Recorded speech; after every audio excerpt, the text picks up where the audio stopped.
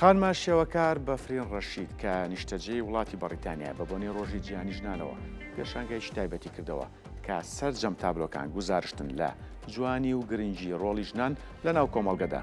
ئەمە دووەمین پێشانگای تایبەتی ئەم خانمە شێوەکارەیە، پێشتریش لە چەندین پێشانگای هاوبەش لە بەریتانیا و هەرێمی کوردستاندا بەشداری کردووە.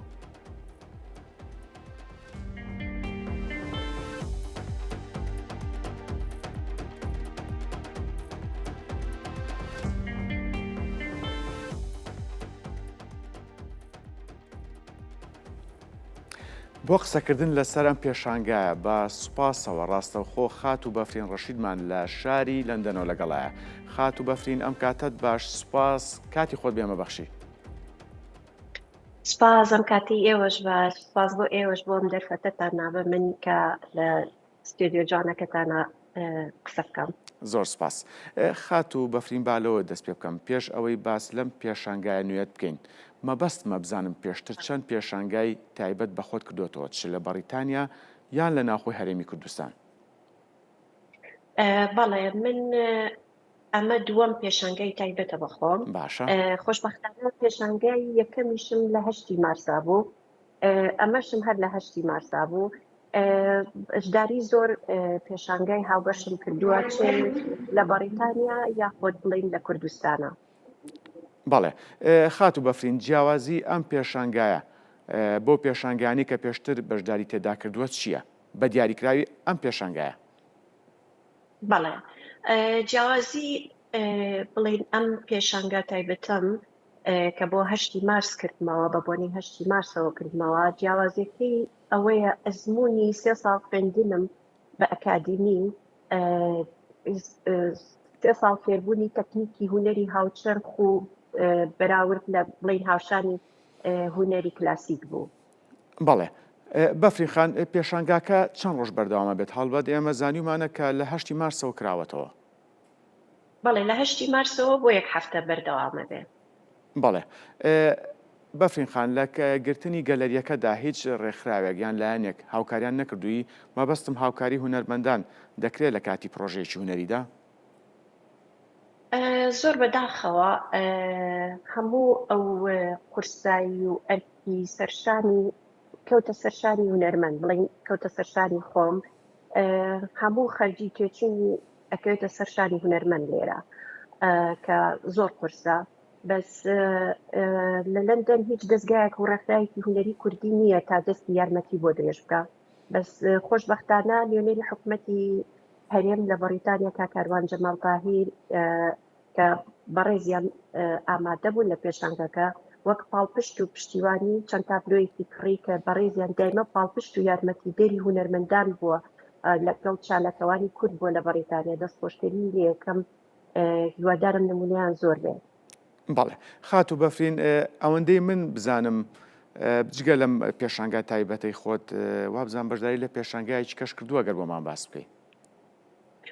بەڵێ، هەر 2 ڕۆژ پێش ئەم پێشانگایی خۆم بەشداریم لە پێشانگایەکی هاوبەش کرد لە بڵین لە خوێندنگەکەم لە زانکۆکەم کە لەگەڵ خوێندکارەکانە ساڵانە 2 پێشانگای وەرزی ڕێکە خاکە بۆ هەموو کەسە بۆ بینینی. بەڵێ، بەفرین خان، باسی زانکۆت کرد. ئەتوانین بزانین لە چ قۆناغێکیت لە زانکۆ؟ خوێندکاری ماستەری یاخود؟ بەڵێ. بەڵێ، خوێندکاری زانکۆم، جارێ ماستەرم نەکردووە، بڵین دوهەمین ساڵمە، سێهەم ساڵمە کە ئەم ساڵ ئیتر دوهەمین ساڵە. پلانم هەیە ساڵێکی کە ماستەریش بخوێنم. بە هیواین ماستەریش و دکتۆراشی بەدوای بێت. بەفرین خان، خات و بەفرین، سپاس. خات و بەفرین، ئەپرسم بۆ سەرجەم تابلۆکانت گوزارشتن لە ژن؟ لە ڕاستیە من هەر لە مناڵیەوە ئەو هەستەم هەبوو کە ڕەکەزی بەرامبەر، جیاوازی ڕەکەزی بەرامبەر، ئیتر لەبەرەوە زیاتر تابلۆکانم گزارش لە ئازار و یا زۆر جار جوانەکانی میناکە. بەڵێ، خات و بەفرین، کاریگەری چه قوتابخانەیەکی شێوەکاریت لەسەرە؟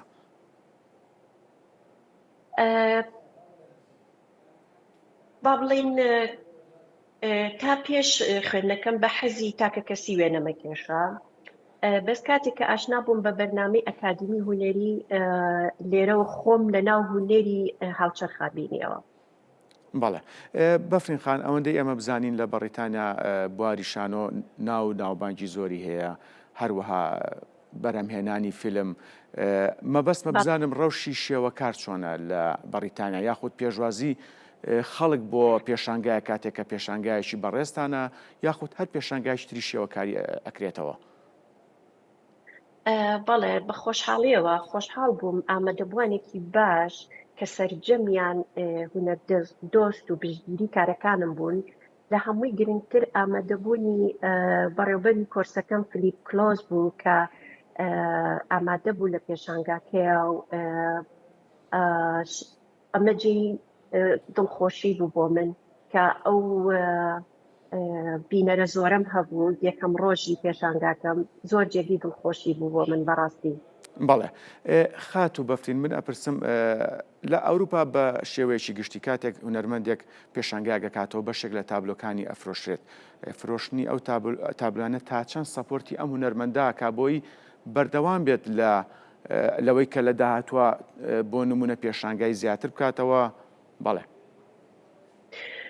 بەتەکید ئەوە وا لە هونەرمەندەکە زیاتر پێشانگا بکاتەوە بەڕاستی چونکە فرۆشتنی تابلۆ بۆ هونەرمەند زۆر گرنگە کە تۆ تابلۆکان فرۆشرا زیاتر هەوڵەیی پێشانگەی زیاتر بکەیتەوانێ زیاتر بینەری زیاترە بێ زیاتر ئەڕۆی بەرەو پێشەوە. بەڵێ بۆ چوونت لەبارەی ئەوەی کە پێشانگەکە لە هەرێمی کوردستانەکرێتەوە ئایا ئەم دیاردێژ لای خۆمان فراوان بووە هەڵبەت هەیە لای خۆشمان لە پێشانگەکان تابلۆ ئەفرۆشرێ بەڵام بۆ چوونت چۆنە لەو بارەوە ئایا فرۆشتنی تابلۆ لە کوردستان سنووردارە یاخود کڕیاری کەمە؟ ڕاستی من زۆر ئاگاداری کوردستان نیم بەس ئەوەنە ئەزانم لە کوردستانیش ئێستا خەڵک حەزی لە هونەری شێوەکاریە بڵێن حەزی لە تابلۆی ئۆرجیناڵە با بڵێن ئەوە جێی دڵخۆشکەریە کە خەڵکێکی زۆر ئێستا حەزیان لە هونەری بڵێن تابلۆی ئۆرجیناڵە کڕن.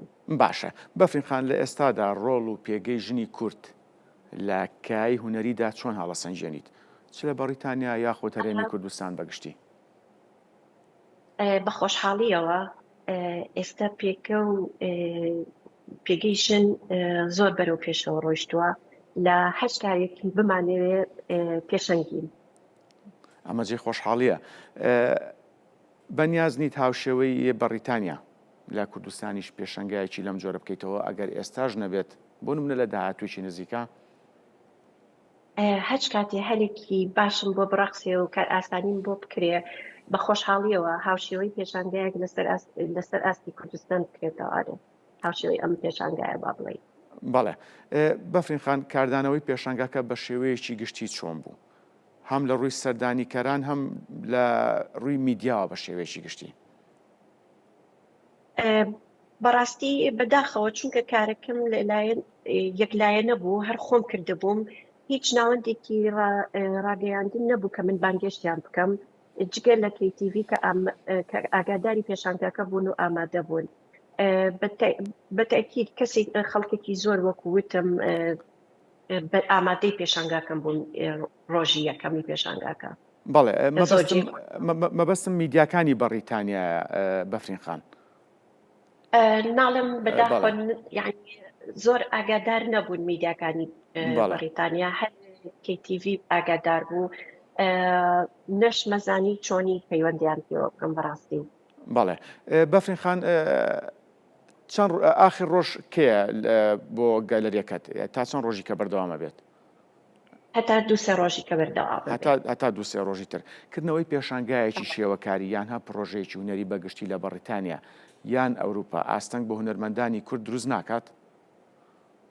مەبەستم ئەوەیە کوردان لە بەڕیتانیا بێ لە ئەوروپا بێ سەرقاڵی کاروباری خۆیەتی لە لایچکەوە پێشانگای شێوەکاری کاتەوە یاخود بەشداری لە فیلمێکەکە.